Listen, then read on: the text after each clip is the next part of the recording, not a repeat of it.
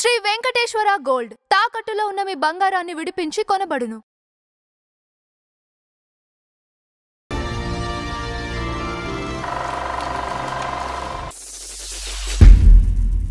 నమస్కారం నందారు చంద్రరావు గారు. నమస్కారం అంజుబాబు గారు. ఫ్లాష్ బ్యాక్ లో ఈ రోజు ఎస్ఎస్ వాసన్ గారి దగ్గరికి వెళ్దాం. ఎందుకంటే ఆయన కూడా ఒక ప్రముఖ స్టూడియో అధినేత. మౌంట్ రోడ్ లో జెమిని, మెయిన్ రోడ్ లో జెమిని అదేగా. అవును, రైట్. జెమిని. కానీ జెమిని రావడానికి చాలా పెద్ద కథ ఉంది దానికి వెనకాల. ఏమండి, అసలు మౌంట్ రోడ్ లో అంత వాల్యుబుల్ ఇది సఫైర్ థియేటర్ ఇవన్నీ ఉన్నాయి చూసారా, దాని పక్కన ఎదురుగుండా movie land, Gemini movie land అని ఇద్దరు బోర్లొత్తు కనపడతారు. అవి మాకు పెద్ద ఇదిగా ఉండేది, వెళ్తుంటే గర్వంగా ఉండేది, ప్రౌడ్ గా. ఇచ్చేత నా సినిమా రికార్డింగ్ కూడా జెమిని స్టూడియోలో చేశాను, నా సొంత సినిమా డైరెక్షన్. అందుకని నాకు బాగా ఇదనమాట. అంతటి వైభవానికి కారణం అయిన వారు ఎస్ఎస్ వాసన్. ఎస్ఎస్ వాసన్ గారు కూడా ఒక చిన్న ఫ్యామిలీ నుంచే వచ్చాడు ఆయన. ఇచ్చేదంటే పెద్దలందరూ కూడా ఒక చిన్న స్థాయి నుంచి వచ్చిన వాళ్ళే. వీళ్ళందరూ కృషి చేస్తే ఎంతవరకు ఎదగగలరో నిరూపించిన వాళ్ళు ఈ పెద్దలందరూ. ఎక్కడి నుంచి దీని దగ్గర నుంచి నాగిరెడ్డి గారి దగ్గర నుంచి కానీ, బిఎన్ రెడ్డి గారి దగ్గర నుంచి కానీ, ఎల్వి ప్రసాద్ గారి దగ్గర నుంచి కానీ, వీళ్ళందరూ మనకు చెప్పుకున్నాం కదా, వీళ్ళందరూ కూడా ఈ స్థాయి నుంచి వచ్చిన వాళ్ళే. కష్టపడి వాళ్ళు కష్టపడితే క్రమశిక్షణతో పనిచేస్తే ఎంత స్థాయికి ఎదగగలరో చూపించి మనకు ఆదర్శవంతంగా నిలిచారు ఈ పెద్దలందరూ. అందుకే మనం చెప్పుకుంటాం. ఇదే గ్రహించాలి మనం, ఇన్ఫర్మేషన్ కాదు. వాళ్ళు ఏమి సాధించారో ఇది కాదు, మనం గ్రహించాల్సింది అది. పోతే ఎస్ఎస్ వాసన్ గారు జర్నలిస్ట్. శ్రీనివాసన్ ఎస్ శ్రీనివాసన్, సుబ్రహ్మణ్య శ్రీనివాసన్ అనేది పేరు, ఆయన ఫుల్ నేమ్. ఆయన జర్నలిస్ట్ అండి. బాగా కథలు రాస్తూ ఉండేవాడు. ఆనంద వికట్ అనే పత్రిక ఉంది అక్కడ, మంచి పాపులర్. ఇక్కడ ఎలాగ మన స్వాతి ఎలా ఉంటుంది, అక్కడ ఆనంద వికటన్ అలాగా పెద్ద పాపులర్ పత్రిక మన తెలుగులాగా. దానికి కథలు రాస్తే ఒక ప్రెస్టీజ్. దానికి ఈయన రాస్తూ ఉండేవాడు, ఆనంద వికటన్. ఎస్ఎస్ వాసన్ గారు రాస్తూ ఉండవు, కథలు రాస్తూ ఉండవు, ఇది రాస్తూ ఉండవు. ఆయన కూడా కష్టపడి పనిచేసిన ఆయనే. ఇలా జరుగుతున్న గదిలో ఆయన బ్రతుకు తెరువు కోసం ఇంకోటి కూడా చేశాడు. మనం ఇవాళ ఏదైనా వస్తువు కావాలంటే ఏం చేస్తాం, మనం అమెజాన్కో ఫ్లిప్కార్ట్కో ఇచ్చేస్తాం. ఆయన ఆ రోజుల్లోనే చేశాడు. ఆయన బ్రిటిష్ వాళ్ళ షిప్పుల నుంచి సరుకులు వస్తాయి కదా, ఆ సరుకులన్నింటినీ ప్రకటన పెట్టేసి ఇవి కావాల్సిన వాళ్ళు నన్ను సంప్రదించవలను, నేను మీ ఇంటికే పంపిస్తానని చెప్పి ప్రకటన ఇచ్చేవాడు ఆయన ఈ ఆనంద వ్యక్తంలో. అమెజాన్ ఫ్లిప్కార్ట్ ఇవ్వాలి కదా వచ్చింది, కానీ వాసన్ గారు అప్పుడే స్టార్ట్ చేశాడు. దాని ప్రకారం ఆ ఇంటికి చేర్చేవాడు సరుకులు. ఇంచేత షిప్పుల్లోంచి సరుకులు వస్తాయి, టేప్ రికార్డులు కానీ ఇవి కానివ్వండి, సరుకులు మీకు తెలిసే ఉంటుంది. షిప్పుల దగ్గర, పోర్టుల దగ్గర ఈ సరుకులన్నీ వస్తాయి. ఇవన్నీ పెన్సిళ్ళ దగ్గర నుంచి అన్ని సరుకులు ఎవరికి ఏం కావాలన్నా నన్ను సంప్రదించవచ్చు అని చెప్పేసి ఈయన ఏం చేస్తాడంటే అక్కడికి వెళ్ళి తీసుకుని ఆర్డర్ ప్రకారం తీసుకుని వాళ్ళకి పంపిస్తాడు. అయితే first time Amazon Flipkart start చేసింది వాసన్ గారు. ఇది ఒక రికార్డ్ ఆయన. ఇలాగా ఆయన చేస్తూ ఉన్నారు. చేస్తూ ఉండగా ఆయనకు కూడా సినిమా ఇంట్రెస్ట్ బాగా ఉంది. సినిమా ఇంట్రెస్ట్ ఉంటే ఏం చేస్తారంటే చేస్తూ ఉండేవాడు. సినిమాలు తీయాలని అనుకున్నాడు ఆయన. సినిమాలు తీయాలనుకుంటే ఈ సి పుల్లయ్య గారితో తీశాడు ఆయన. ఎప్పుడు బాలనాగమ్మని అవి తీశాడు ఆయన. అంతకుముందు ఏం చేశాడంటే ఇవన్నీ సంపాదించిన తర్వాత ఒక ముందు ఆనంద వికటను అమ్మకానికి వచ్చింది. ఆయన నడపలేకపోయాడు పత్రిక. ఆనంద వికటను అమ్మకానికి వచ్చేందుకు ముందు అది కొనేశాడు. కొనేసి దాన్ని షేప్లే మార్చేశాడు ఆయన. పబ్లిక్లోకి బాగా తీసుకెళ్ళిపోయాడు. ఆనంద వికట్ అనే అంత క్రేజీ పత్రిక నేను చూడలేదు నిజంగా. పెద్ద వాళ్ళండి, పెద్ద ఎంజీఆర్, శివాజీతో సహా వాళ్ళు ఆనంద వికటన్కి ఇంటర్వ్యూలు ఇచ్చేవాళ్ళు. ఏమండి, అంత లెవెల్కి తీసుకెళ్ళిపోయాడు వాసన్ గారు. ఎప్పటి నుంచి అది ఇప్పటికీ 90 years పైన అది రన్ అవుతుందండి పత్రిక. ఏమండి, అది బాగా సక్సెస్ అయిపోయింది. సక్సెస్ అయిపోయిన తర్వాత ఇక సక్సెస్ ఒకసారి స్టార్ట్ చేస్తే ఈ వ్యాపారం సక్సెసే, ఆ ఆనంద వికటనం సక్సెసే. ఇక సినిమా మీద మోజు ఉంది ఈయనకి. మోజు ఉంటే ఏం చేశాడంటే ఆయన ఆ మోషన్ ఫిలిం ప్రొడ్యూసర్స్ స్టూడియో ఒకటి ఉందండి, అది ఇప్పుడు జెమిని ఉన్న దీంట్లో స్టూడియో ఉంటే దాన్ని కొనేసాడు. అమ్మకానికి వచ్చింది. అది దివాళా కొట్టింది. వాళ్ళు నడపలేకపోయారు. అంటే అప్పుల వల్ల వాళ్ళు స్టూడియో అమ్మకానికి పెట్టారు. అమ్మకానికి పెడితే ఈయనకి కలిసి వచ్చింది. అది ఇమ్మీడియట్గా కొనేసాడు ఆయన. ఓకే. కొనేసి ఏం చేశాడంటే ఆయన దానికి జెమినీ అని ఎందుకు పేరు పెట్టారంటే ఈయనకి గుర్రాలు ఇది ఉండేదండి. దాన్ని ఏమంటారు, హార్స్ రైడింగ్. దీంట్లో అక్కడ గుర్రపందాలు, హార్స్ రైడింగ్ దాంట్లో అదే గుర్రపందాలు అంటారు. రేసు గుర్రపు రేసులు. దాంట్లో జెమినీ అనే గుర్రం మీద హార్స్ రేసులు మనకు అక్కడ మెడ్రాస్ లో బాగా పాపులర్ కదండి హార్స్ రేసులు.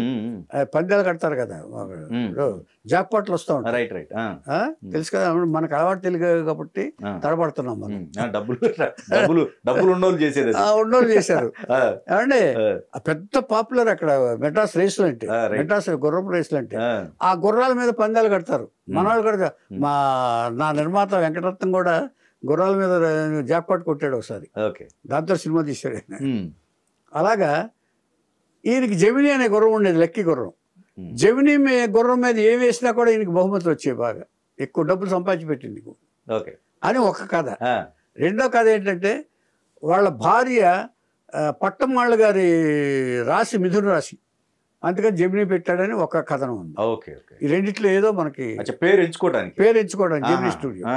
అక్కడి నుంచి జెమినీ స్టూడియో నుంచి అక్కడి నుంచి జెమినీ అంటే ఇద్దరు కదా, ఇద్దరు బుడ్డోళ్ళని పెట్టి అక్కడ ఆ సైరన్ అలా రాగానే జెమినీ స్టూడియోకి ఆ బ్యానర్కి అది చేశాడు. అది చేసి సీపుల గారితో బాలనాగమ్మ సినిమా స్టార్ట్ చేశాడు.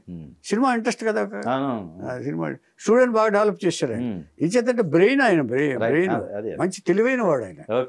ఏమండి బాలనాగమ్మ స్టూడియో స్టార్ట్ చేశాడు. అందులో కాంచనమాల హీరో ఎవరో ఉన్నారు ఏమండి, కాంచనమాల హీరోయిన్. ఈ షూటింగ్ జరుగుతుండగా కాంచనమాల ఇది పెద్ద ఇష్యూ, ఇది పెద్ద పేరు వచ్చేసింది ఆయనకి, బ్యాడ్ నేమ్ కూడా వచ్చింది ఆయనకి, వాసన గారికి.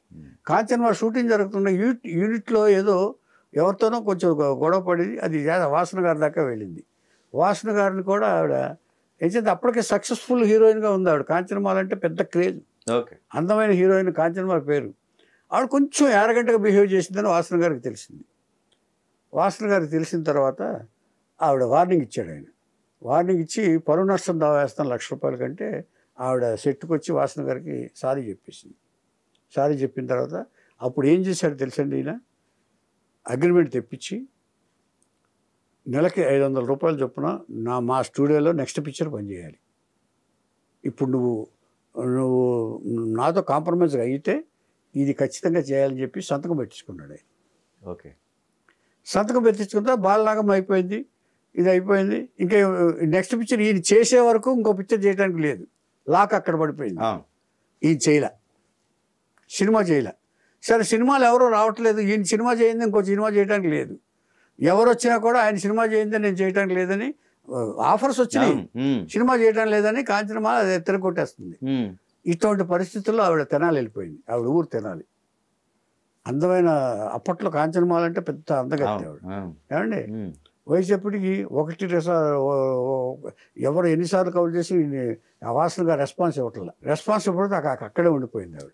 సో అప్పట్లో ఏం పేరంటే కాంచనమాల కెరీర్ని నాశనం చేసింది ఎస్ఎస్ వాసన గారే అని ఒక ఇది వచ్చింది ఆయన. అర్థమైందా? అంచేత ఆర్టిస్టులు ఎలా ఉండాలో అది ఒక గుణపాఠం అయింది తర్వాత ఆర్టిస్టులకి. ఈ సంతకాలు పెట్టే ముందు, అగ్రిమెంట్లు చేసే ముందు గుణపాఠాలు అయింది. ఇప్పుడు నాగిరెడ్డి గారి దీంట్లో కూడా అంతలో సంతకాలు చేశారు, కానీ కొన్ని ఫ్లెక్సిబుల్గా బిహేవ్ చేశారు వీళ్ళు. నాగిరెడ్డి గారు ఇచ్చేదంటే బయట అవకాశాలను ఎప్పుడో పోనేవాళ్ళ. రామారావు గారు కూడా 500 జీతగాడే, సినిమాకి ఇంతని కానీ నెలకి ఇంతని ఇచ్చి సినిమా చేస్తే ఇంత, అప్పటి వరకు సినిమా లేకపోయినా ఇంత ఇవ్వాలి నెలకి ఇంత, 350 to 400 to 500 అంతా ఇచ్చేవాడు ఆయన. 500 వాళ్ళ అబ్బాయి చెప్పాడు, విశ్వనాథ్ రెడ్డి గారు చెప్పారు, ఆయన ఇంటర్వ్యూలో చెప్పాడు 500 ఇచ్చాం రామారావు గారికి.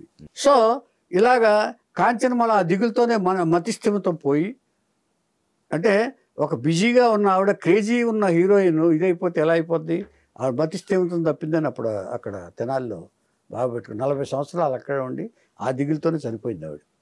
అయ్యో, అదొక విషాద గాథ ఈ స్టూడియో చరిత్రలో. మరి అది ఊరికే తప్పుద్దా? దానికి ఒక ఇది ఉంది. ఇప్పుడు ఇప్పుడు వాసన గారు డైరెక్షన్ చేసి చంద్రలేఖ అనే ఇప్పుడు పాన్ ఇండియా అంటున్నారు, అప్పుడు పాన్ ఇండియా సినిమాది. చంద్రలేఖ రాజేశ్వర డ్రమ్ డాన్స్కి విపరీతమైన పేరు, మొత్తం పెద్ద క్రేజు. 36 లక్షల్లో తీస్తే ₹1,00,00,000 ఎంత వసూలు చేసింది ఆ రోజుల్లో. ఇవాళంతా లెక్క వేసుకోండి. అప్పుడు పాన్ ఇండియా సినిమాది, అన్ని భాషల్లో రిలీజ్ అయింది. చంద్రలేఖలో అసలు విపరీతమైన క్రేజ్ అనమాట. అక్కడ అంత గొప్ప సినిమా డైరెక్ట్ చేసిన వాడు ఎస్ఎస్ వాసన గారు, జెమిని వాసన గారు. ఏమండి ఇది అయిన తర్వాత, ఇంత క్రేజ్ వచ్చిన తర్వాత ఇక కాలక్రమంలో ఆయన మరణించారు. కొడుకుల చేతికి వచ్చింది. కొడుకులు కూడా మంచి సినిమాలు తీశారు, సినిమాలు తీసి సక్సెస్ అయ్యారు కొన్ని. కానీ ఒకే ఒక రాంగ్ డిసిషన్ తీసుకున్నాడు. ఇప్పుడు ఈయన చంద్రలేఖ పాన్ ఇండియా సినిమా తీశాడు అన్ని భాషలో కలిపి. అదే ఒక కన్నడ పిక్చర్ కొని 3 భాషల్లో తీశాడు ఆయన. ఎవరు బాలన్ అని ఆయన. ఏది భూతయ్య మగన్ అయ్యు అని చెప్పి ఒక సినిమా, అందరూ మంచివారే అని చెప్పి తెలుగులో శోభన్ బాబు వీళ్ళు యాక్ట్ చేశారు. శోభన్ బాబుతో కూడా కన్నవారి కళ్ళని తీశారు జెమిని వాళ్ళు, వాసన బాలన్ గారు ఉండగా. ఈ భూతయ్య మగన్ అయ్యు 3 భాషల్లో తీసిన తర్వాత రూపాయి పెడితే ₹2 పోయింది. మొత్తం జెమిని ఆస్తులు మొత్తం పెట్టుబడులు మొత్తం పోయినాయి, వాష్ అవుట్. కంప్లీట్ ₹1 రాలేదు సరికదా, వీళ్ళు ఎదురు కట్టాల్సి వచ్చింది. ఎదురు కట్టాల్సి వచ్చేటప్పటికి స్టూడియో ఇక ఇదైపోయింది. వాళ్ళు అమ్మకానికి పెట్టేశారు. అమ్మకానికి అంటే అలా కాదు పెట్టింది, ఈ రియల్ ఎస్టేట్కి ఇచ్చేశారు ఫ్లాట్లు కట్టడానికి. ఒక్కొక్క పార్ట్ ఒకప్పుడు విజయ స్టూడియో ఎలాగ అయిపోయింది, పార్ట్ల కింద రియల్ ఎస్టేట్ కింద. అలాగే జెమిని స్టూడియో ఫస్ట్ అక్కడ ఫ్లాట్లు నేను చూశాను, కళ్ళారా చూశాను.